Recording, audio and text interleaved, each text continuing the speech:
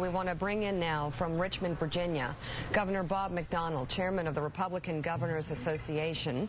Governor, you have the platform. What is the message of Governor Walker's win last night?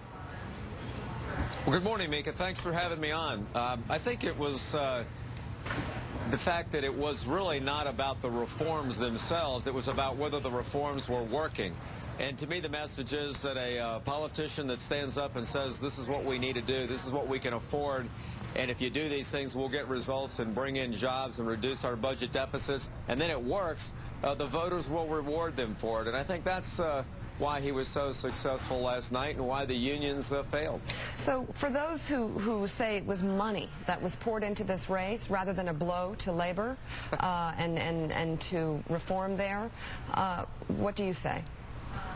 Well, Mika, that's laughable. I never heard that argument back in 2008 when President Obama had twice as much money as the Republicans said it was money. But yes, money is part of being able to launch a successful campaign, and people across Wisconsin and across the country invested because they thought his ideas were right.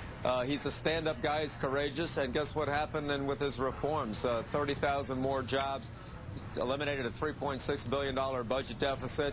And I can tell you the Republican Governors Association invested about $9 million in this race. That's what we do. We were delighted to be part of a coalition with people like Americans for Prosperity and the NRA and many other grassroots organizations that believe that these reforms were really a microcosm for what's going to happen in November with Mitt Romney's ideas versus Obama's failed record on jobs and spending. And I think it's good news for us for 5 months down the road. Chuck Todd? Hey, Governor McDonnell, and you and I have talked about this before, on this issue of you and other Republican governors making a more optimistic case about where the state of the economy is in your respective states. That was your message from the RGA. That was Governor Walker's message to voters in Wisconsin.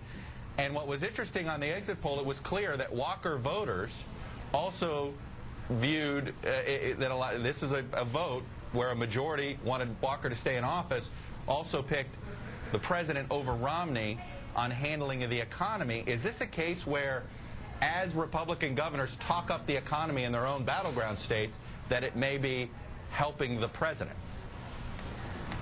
No, I think voters are smart and they can figure out whose policies are contributing to a good economy. In Wisconsin, they obviously felt that these specific reforms led to 30,000 more jobs, the first cut in property taxes in a decade, and just a better quality of life for people in Wisconsin. I think that's different than the saying, well, President Obama gets some credit simply because he's in office. I can't think of a specific policy of this president, certainly in Virginia, that's helped to lead to the fact that we've got a 5.6% unemployment right here. So voters are smart, and they will credit the person whose policies are getting the results.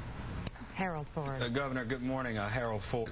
Hi, Harold. Good morning. The question I have, can you name for voters one positive thing that President Obama's done? I think at some level, you mentioned when the question was asked you from the outset, it was laughable when Democrats are making the point about money. I think you deserve credit what's happening in Virginia, but I think it's equally laughable to suggest that the stimulus package would certainly help Northern Virginia and the defense industry there in the Washington larger metropolitan area, and some of the president's policies have not contributed to the fall in unemployment rates in your state and key states around the country.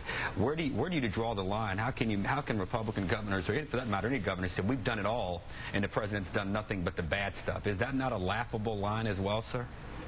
No. I think a couple things. One, the reason that 7 out of the 10 states, top 10 states that have the lowest unemployment rates are governed by Republican governors means something different is going on. You look at the numbers of unemployment and unfunded liabilities and budget problems and places like California and Illinois and Connecticut and other places. I think there's a difference with Democrat governors. But look, I've been honest. We've got a good one here in New York, by the way, Governor, and Andrew Cuomo, a good Democrat. I didn't list him. He's actually been governing more like a Republican. I quoted Andrew Cuomo for that. No, but what I said is that short-term stimulus, clearly for a year or so, on things like health care and Medicaid and education, it did put the finger in the dike and eliminated further cuts at the state level. But that was short-term spending. It did nothing for the long-term economic recovery. And what I've said, Harold, is on things like education reform and charter schools, the administration's had a few good ideas. But when it comes to jobs, I think it's been an absolute failure. 8.1% unemployment rate for 40 straight months. Unacceptable. And the president doesn't have the right business guys around him to craft the policies like Mitt Romney would that'll get us out of this. So I think that's been the failure. Willie. Governor McDonnell, it's Willie Geist. Good morning. Putting aside politics and your opinion of the president, what has worked for you in terms of creating jobs inside the state of Virginia? What are some things that other states perhaps could take away from what you and your legislature there have been able to pull off? Well, thanks for the softball, but I mean, there's a lot of other examples with Chris Christie and Scott Walker and Rick Scott and others, and it's pretty basic. One, you create a great environment for people to be good entrepreneurs and grow jobs. It's lower taxes and limited government and keeping regulations down, and we have right-to-work law and limited union presence in our state, and a very good higher education system. And then we've been very positive about entrepreneurship and job creators and the private sector's ability to do things, not more reliance on government. And then finally, we've had a lot of programs that targeted tax cuts and international trade offices and just telling our story in a very positive way. I think in Washington, you've got a tax on Wall Street, on Main Street, certainly on the energy industry that have hurt us badly in Virginia by the EPA and this administration. You can't do that. If you want to create jobs, don't attack the job creators. And unfortunately, that's what this president has done. Governor Bob McDonnell, thanks very much for coming on the show this morning. Take care. Congratulations. Thank you. Glad to be on.